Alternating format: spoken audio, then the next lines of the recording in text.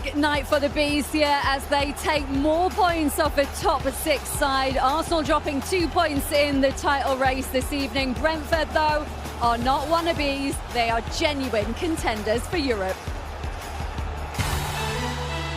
Arsenal dropped points in the title race after drawing 1-1 here at Brentford. They took the lead through Madueke, but keen Lewis Potter with a header of his own got the equaliser. The Bees flying high in 7th in the table on 40 points now after another impressive performance from Keith Andrews' side.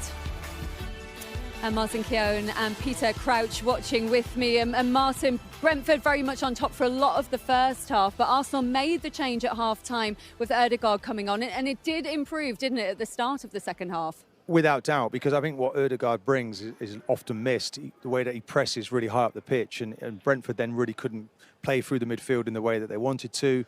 I felt when the goal came, that was obviously a good moment, but then Ødegaard gets, for me, injured. I don't think quite the same player after that. I think there's actually the Arsenal players that came off the bench didn't quite look themselves. Standout player Declan Rice for Arsenal was almost immense, the amount of distance he was covering, and it was just, you know, it was a standout player. But I think what you do, you take that point and you say, okay, right, we'll take the point, we're off. You know, I think that's now 24 games, derby games that Arsenal have played in without losing. There's 5 more derby here from the fans here.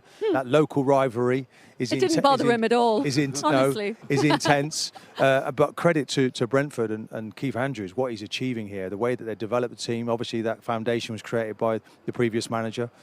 But boy, are they taking, you know, adding extras to it, the long throws, the set pieces. You can see it was, I couldn't see Arsenal surviving that last half an hour without conceding from a set piece, and so it told. They've taken some big scalps here, Brentford, though, so a point here is not easy to get. But is the concerning thing for Arsenal fans? Down in that low block, I think, you know, they could have moved it quicker. In the end, it came down to a cross and a header from Madueke, but they can't be too disheartened. I think anyone who comes they know they're going to be in a game. It's a difficult place to come.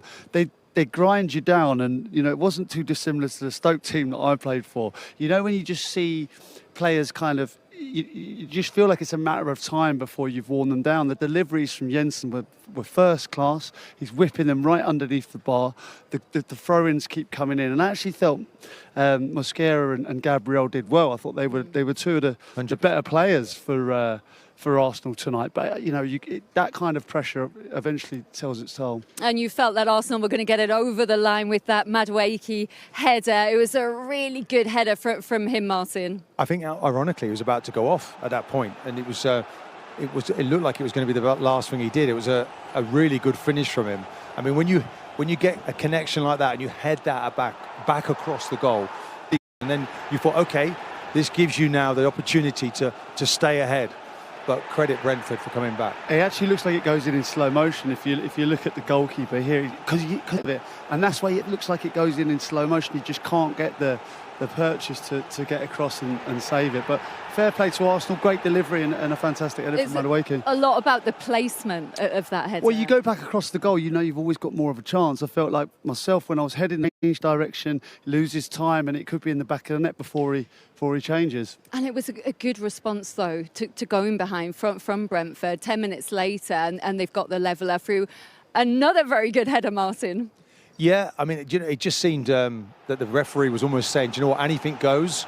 You know, there's a suspicion maybe that there's 2 hands on the back of Gabriel, Arsenal's best header of the ball, but you know, we're told that Rice is fouling just as much. You take the bones out of that one, they get that first head on it, and then the second header is absolutely magnificent. To react that quickly, it's a really good. I think you look like you're dying to get in there. Well, it's never a foul, Brian. He's got 2 hands on his back. Yeah, but you can't. But you're not going to get them. You're not going to get them, and it's almost the perfect throw-in. The trajectory was beautiful. The desire to get on the first header was perfect. And Lewis Potter, it goes one way, it gets in front of him. If you watch his movement as well. It's more difficult to deal with in a corner, by the way, isn't it? Yeah. The low trajectory. He's got his hands on Gabriel a little bit, and that keeps him stationary. But if we're giving fouls for that, we're giving them all day.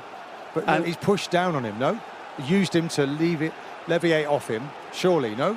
Well, I might as well just have retired from football if that. Well, we saw you do it. You did it, and you admitted you did it. That's all I ever did. And I've got to say, the desire from Lewis Potter there to get in there far more than Odegaard, and that gets him his goal. It was actually a great header. And a great mentality from Brentford, the way they reacted. Yeah, but you just don't expect any different from them, you know. I think the culture of the football club comes right from the top. I think, yeah, of course you're buying top players or you're buying good players that you can unearth and they can get better. But it's the characters of the players. You can see they're good eggs. They're good people. They want to work hard. And it must be a manager's dream.